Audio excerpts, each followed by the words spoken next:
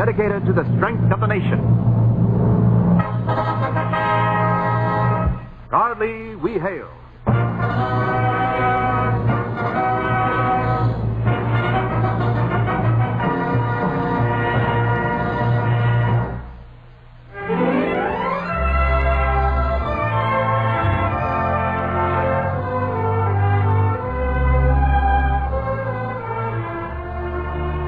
Yes, Proudly We Hail, starring Zachary Scott in Above Their Comrades, a United States Army and United States Air Force presentation. And now here is our producer, the well-known Hollywood showman, C.P. McGregor.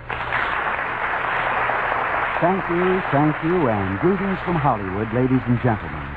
Welcome to your Theater of Stars, where the great names in motion pictures star in plays written by the nation's foremost authors. This is the true story of the founding and establishment of the country's highest award to its heroes, the Congressional Medal of Honor. In the principal role, we present Mr. Zachary Scott, and Above Their Comrades is the stirring title of our play. The curtain for Act One will rise in just a moment, but first, here's Wendell Niles with an important message. Friends, your Army and your Air Force men have a job to do. It's a job of vital importance to them, to you, and to the world. You see, their business is peace. Yes, your Army and your Air Force have as their mission preservation of world's peace and maintenance of security for America. And they're deriving satisfaction from serving their country and from making for themselves a career of self-improvement. They're helping you as well as themselves. Give them the support they deserve.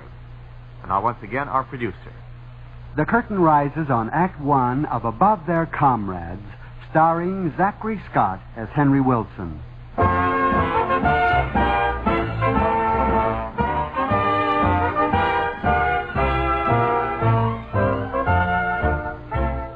The list of America's military heroes form a scroll of honor, long and glorious, etched by the deeds of the brave, remembered in the hearts of the grateful.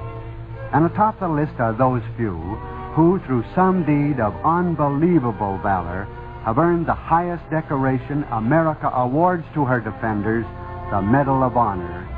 Our story tells how this highest military honor came into being. It's the story of a shoemaker, a soldier, and one of America's outstanding public servants of the past century, a man who, had he not died while serving his country as a vice president, might have been president of the United States. You see, these three, the shoemaker, the soldier, and the statesman, were all one man, and his name was Henry Wilson. Henry Wilson did not win the Medal of Honor himself, for there was no such award when he served as a soldier. But Henry Wilson, almost more than any other American, was responsible for its creation. Let's start with Henry Wilson, the shoemaker. The year is 1834, and Wilson, a determined young man, pauses in his work at the appearance in the shop of his employer, a rather pinched-faced individual named Legro. Mr. Legro? Oh, Mr. Legro. Yes, Wilson. Yes. What is it? Mr. Legro, I'm once again making preparations to leave your shop. Leave? And for what this time? I want to go into business for myself. For yourself? You insane? You don't know the shoemaker's trade. You've been in here only a short time. Takes years to learn this trade. That's what I've been learning. I'm sure I know enough to go out on my own. Oh, you do? Well, what about our agreement? You've contracted to work for me for at least 6 months longer. What about that? I'll pay you. I'll pay you for my release. Pay? Where would you get any money? I've managed to save enough to buy myself out, Mr. Legro. Here a little, there a little. I assure you I have the necessary amount. You are an idiot and a fool. May heaven help you.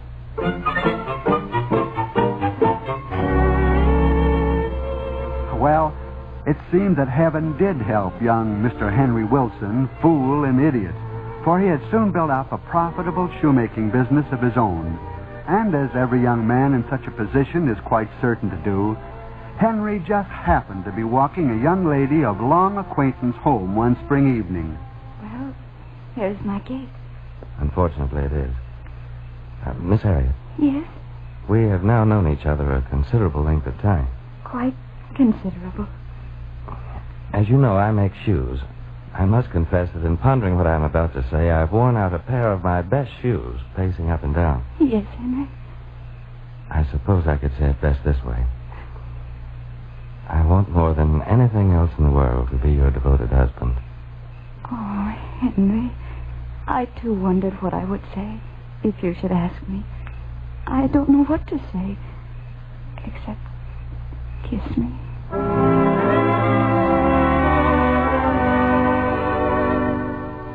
Henry Wilson's personal affairs prospered, but an unselfish desire of serving others soon led quite naturally enough to a desire to serve in the legislature in his home state, Massachusetts.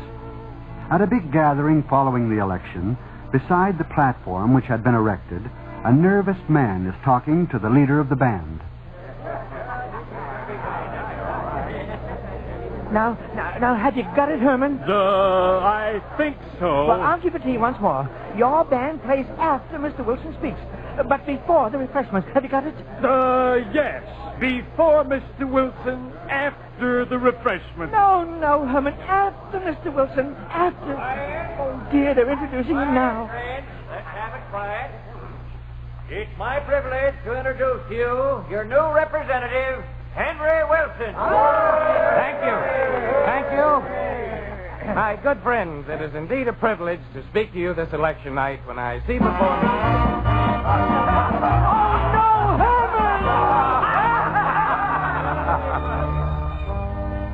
It was inevitable that a man of Wilson's talent and desire for service should progress in his career to the Congress as a representative of the state of Massachusetts. And then, in 1860, as a United States Senator, we find him discussing a new responsibility with his wife, Harriet. I'm so proud of you. To think that my husband is now the distinguished chairman of the Senate Military Affairs Committee. And husband of the beautiful Harriet Wilson. An even greater honor. Oh, now, Henry. Well, a senator can be in love with his wife, can't he? Oh, my dear. You always make me feel so important and so wonderful, even when I'm tired. Harriet, you have been feeling stronger lately now, haven't you? Yes, Henry. I think so. You know, Harriet, now that I'm chairman of the Military Affairs Committee, perhaps I'll be able to do something about that favorite project of mine. Oh, yes, your Soldier's Award. Yeah, that's right. I'd like to call it the Congressional Medal of Honor. And once established, a precedent would be set for awarding outstanding bravery. You've convinced me about your award, my dear, long ago. Well, let's hope I can do the same thing with those members of Congress who are against the medal. Oh, I'll accomplish it. Just like I once bought out my apprenticeship. Here a little, there a little. Of course you will, my dear. In that regard, I'd like to have a dinner tomorrow night for Colonel Monet. He's a member of the French Military Commission here to survey our army and make recommendations. I want him to recommend this award. Anyone else coming, dear? Colonel Ephraim Ellsworth has promised to drop by for dinner. Oh, it's always lovely to have Ephraim. He'll be leaving right after dinner to join the president. Mr. Lincoln has invited him to a big reception at the White House. How wonderful for Ephraim and his future. Yes, indeed. Well, now, my dear, you're sure this dinner won't be too much for you? No, Henry. For you, nothing is too much.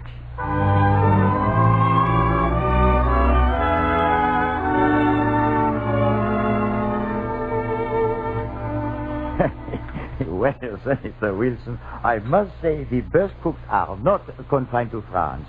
This has been a superb dinner. I'm glad you enjoyed it, Colonel Monet. Of course, Colonel Ellsworth here is our star boarder. I most certainly am. Too bad that Madame Wilson was unable to join us. Well, she's not been quite herself, and I insisted that she remain in bed this evening. Oh, it is nothing serious, of course. Oh, no, I'm sure it's nothing. Colonel Ellsworth, it is just a small matter, but my curiosity has been aroused. You Frenchmen eternally curious. I was wondering, in France we military men always wear our medals at social functions.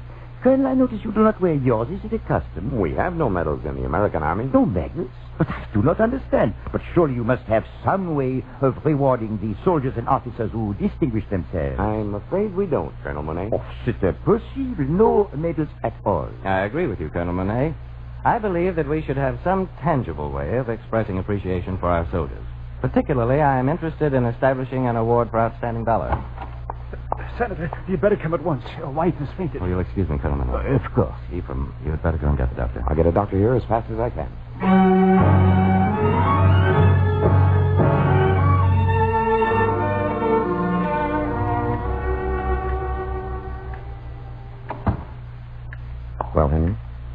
It seems to be pneumonia.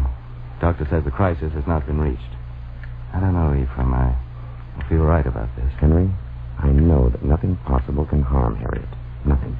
You make it sound better. Aren't you going to be late for that reception at the White House? I'm not going, Henry. I have sent regrets to the president. Oh, but Ephraim, it isn't every colonel in Washington who receives an invitation to an important affair at the White House. And it isn't every colonel, Henry, who has a friend like you. I want to stay with you, Henry, until you're assured your wife is out of danger. God bless you, Ephraim. God bless you.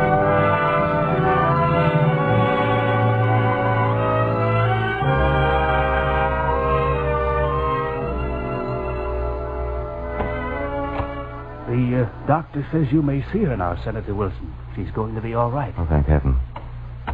I'll be going now. All right, Ephraim. Harriet and I both thank you. I know. Tell Harriet the Star Boarder's looking forward to that next dinner. Soon. Goodbye, Henry.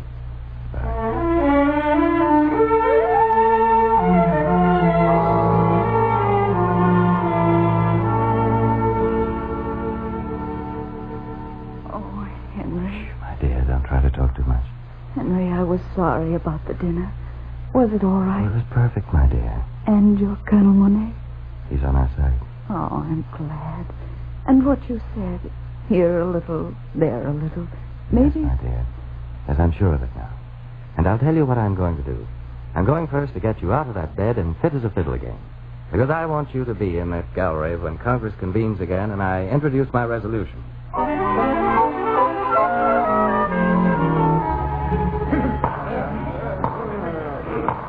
Quiet. Quiet in the Senate. Quiet, gentlemen, please. Mr. President. Mr. President. The chair recognizes the senator from Massachusetts. Mr. President, as chairman of the Military Affairs Committee, I would like to put on the docket the following resolution. That the Congress shall cause to be created a Medal of Honor to be awarded to those soldiers who shall most distinguish themselves by gallantry in action. Mr. President, the chair recognizes the senator from Illinois. Mr. President, I move that the resolution of my esteemed colleague from Massachusetts be tabled.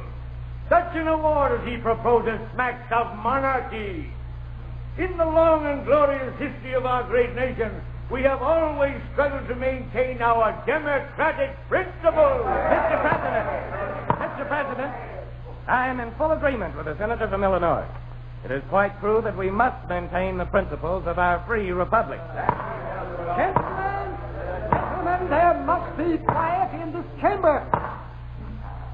Senator Wilson, I'm afraid we must postpone this discussion. I have just received word that armed forces of the Confederate States of America have attacked Fort Sumter. Gentlemen, this means war between the states.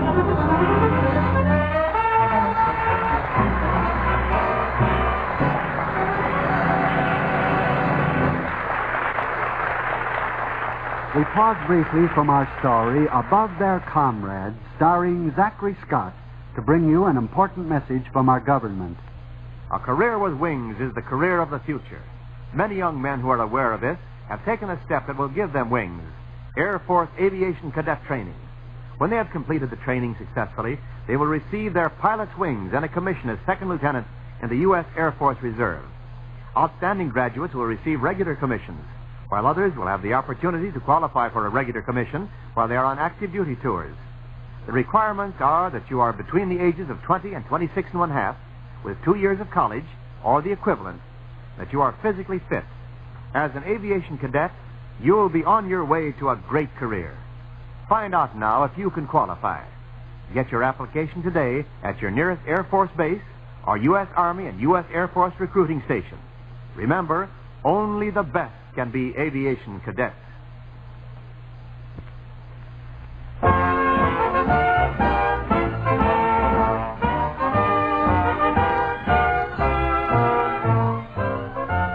And now, Act Two of Above Their Comrades, starring Zachary Scott as Henry Wilson. Senator Henry Wilson's efforts to have Congress create a Medal of Honor to be awarded for valorous deeds to members of the Army have temporarily been postponed. The Confederacy has attacked federal territory, and preparations are being speeded to put the country on a wartime basis. We find Wilson and his wife Harriet, completely recovered from her illness, talking to Wilson's friend, Colonel Ellsworth, at Senator Wilson's home in Washington, D.C. It's a terrible thing, this war between the states. Yes, think. American against American. Brother against brother. War is never pleasant, Harriet. But this, Henry, this is going to be the hardest job of all. Leading men in armed warfare against the men who, only a few months ago, were brothers in arms. And what about Washington? Do we have troops enough to defend the capital? I think so. While we're virtually surrounded by Confederate territory, we can always summon enough federal and militia troops for the protection of Washington. Well, that's reassuring. Oh, there's not too much to worry about at this point. As a matter of fact, I'm taking my regiment over to occupy Alexandria tomorrow. Oh, I didn't know that was planned so soon. Will there be trouble? Surely there must be some Confederate troops in Alexandria. Only a few. We're allowing them a few hours to leave. Then we'll disembark. We're going by boat and occupy the city. Well, Ephraim, good luck to you. Thank you, Henry. Take good care now. We wouldn't want anything to happen to you. Well, you're making this sound so ominous. Now, don't worry, Henry. If I can't take care of myself, I have some very brave men in my command who will. Why, I dare say there won't even be a shot fired tomorrow.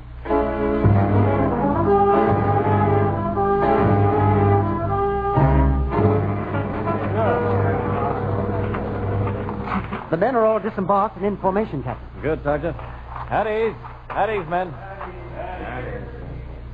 As you know, we are now in Alexandria.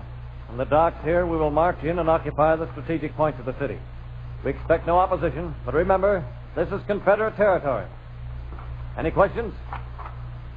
Company, 10, cut. Forward, up.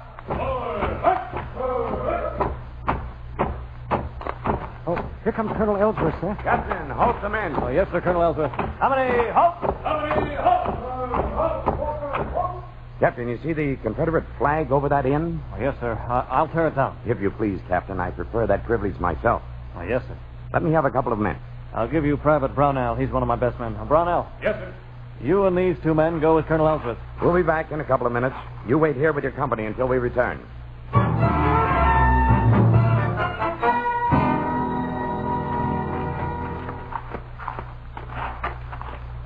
Hold it here.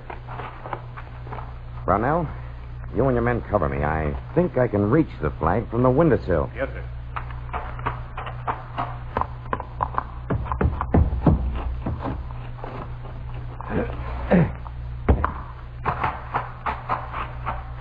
Here it is. Well, Colonel, you certainly sweated that one out. Easier than I thought. I was sure someone was inside the building. Now the place is deserted. Well, we better have a look-see just to make sure. Look out, Colonel, get back at me. Huh? Oh, good work, Brownell. You got him. You all right? I'm okay. He missed me. How about Colonel Ellsworth? He hit the Colonel. Colonel Ellsworth is dead.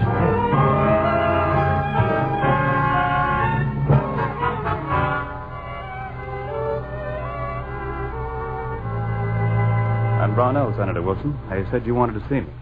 Yes, won't you sit down? Thank you, Senator. Colonel Ellsworth was a very dear friend of mine. I want to thank you for trying to protect him at the risk of your own life. It was all in the way of duty, sir. No, it was more than your duty. You deliberately put yourself in the line of fire. You could have been killed yourself. Anyone else in the outfit would have done the same, Senator. We all thought a lot of Colonel Ellsworth. Well, Brownell, I want to express my appreciation.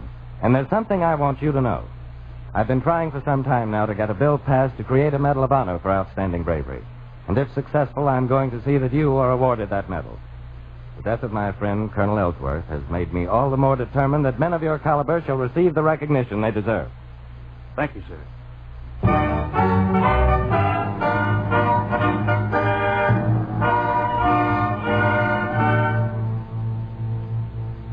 With the nation in a state of crisis, Wilson's duties as chairman of the Military Affairs Committee occupied his every moment. Then, late in 1861, Congress adjourned. Immediately upon adjournment, President Lincoln summoned Wilson to his office. Oh, come in, Senator. Come in. There's something I want to talk over with you. Thank you, Mr. President. I know you feel the tragedy of the event that has befallen our nation. Yes, Mr. President. And in a very personal way. The loss of my dear friend, Colonel Ellsworth. I have that report. However, We must pursue our objective with firmness in the right, as God gives us to see the right. Wilson, you've been doing a fine work in the Senate. Thank you, Mr. President. I have in mind for you an assignment, a special assignment. Is it permanent? No, just between sessions. It will terminate when Congress convenes again. Well, is this mandatory, Mr. President? No, I'll explain it and leave it up to you whether you want to accept. I'm appointing a commission to study mobilization and manpower requirements. I want you to serve on the commission. I'd like to, Mr. Lincoln, but I feel I could be of even greater service in uniform. Uniform? Yes, sir. I've been offered a temporary commission as colonel in the Massachusetts State Militia. I'm going into active duty between congressional sessions. You're going me one better, Wilson, serving in the regular forces. I don't like to refuse your offer, Mr. President, but That's I do... quite all right, Wilson. I'm sure you will be of invaluable aid to the nation in uniform. And I'll be back when Congress reconvenes, Mr. Lincoln. And there's one project in particular I want to take up again. Creating a Medal of Honor. No wonder they call you the soldier's friend. Good luck, Wilson. And when you return, good luck on your soldier's medal.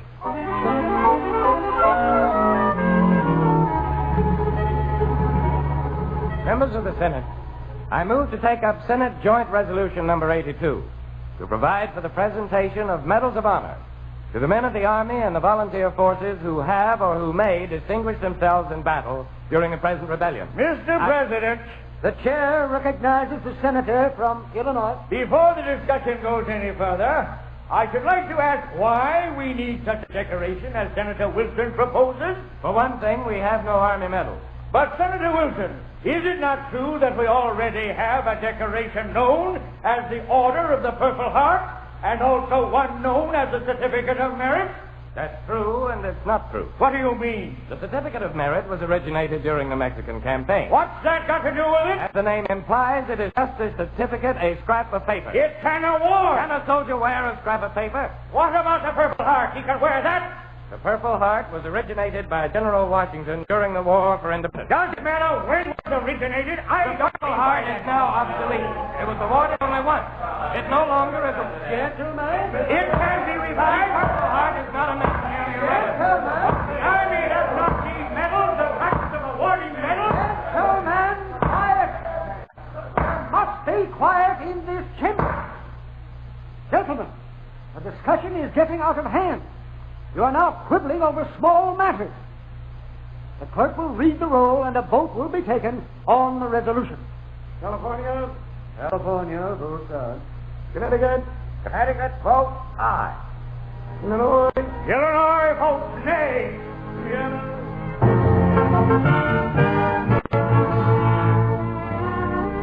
Hello, Maggie. You're home late. Yes. So there it is today. Come down. I've something to tell you. Yes? You've often said in your struggle to establish the Medal of Honor, here a little and there a little. Well, this is really very little. It just arrived this afternoon, and it's for you. Why, it's a pen. What bearing Don't does a listen, pen... my dear. This is the pen President Lincoln used today to sign your bill creating a Medal of Honor into law. Harriet.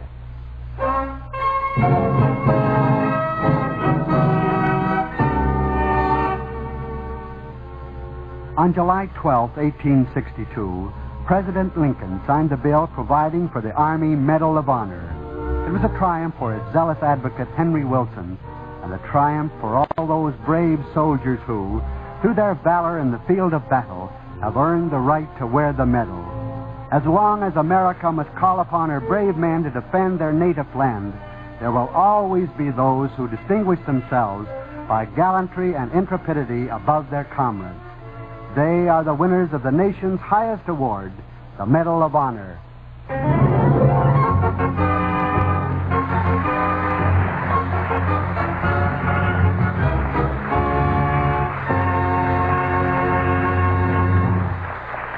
The curtain falls in the final act of Above Their Comrades. Our star, Zachary Scott, will return for a curtain call after this important message from Wendell Niles. During the recent war, 60,000 physicians volunteered to safeguard the health of American soldiers, sailors, and airmen. Today, a small fraction of this number is asked to help regular Army and Air Force doctors keep our ever-growing Army and Air Force the healthiest in the world. There are 3 jobs for these physicians. First, preventive medicine, to maintain highest health standards possible for soldiers and airmen. Second, medical and surgical care for the sick and injured.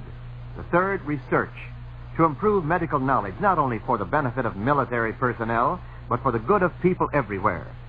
If you are a practicing physician or surgeon, you may be commissioned in the grade for which you are qualified, up to and including that of colonel. And you will have the vast resources of the U.S. Army and the U.S. Air Force medical research facilities at your service. Write to the Surgeon General, U.S. Army, Washington 25, D.C., for full details. Now back at the microphone, our star, Zachary Scott, and our producer. Zachary, I wish I could give you a citation for your fine portrayal of Henry Wilson. Thank you, C.P. When the Hollywood Coordinating Committee told me about your invitation to do an authentic story based on the Medal of Honor, I was very pleased. The invitation really came direct from General Hanley. Oh, I didn't know that.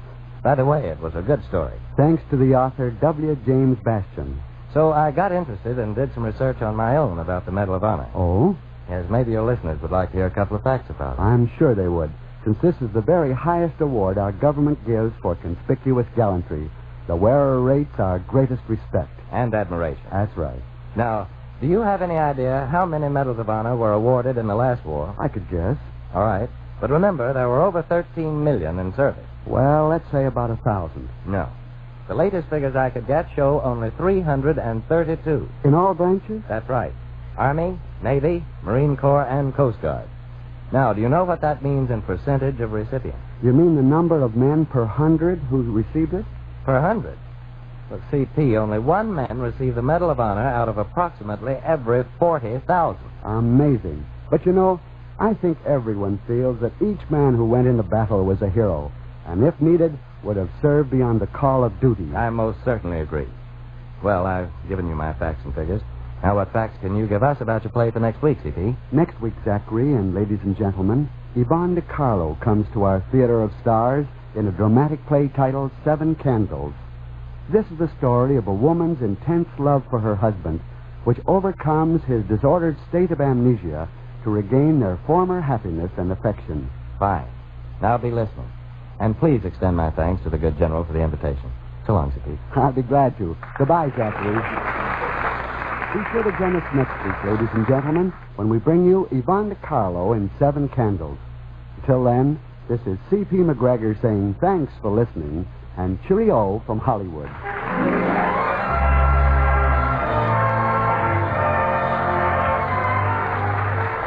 Zachary Scott appeared through the courtesy of the Hollywood Coordinating Committee, which arranges for the appearance of all stars on this program.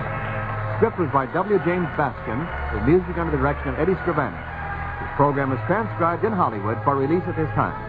Wendell Niles speaking.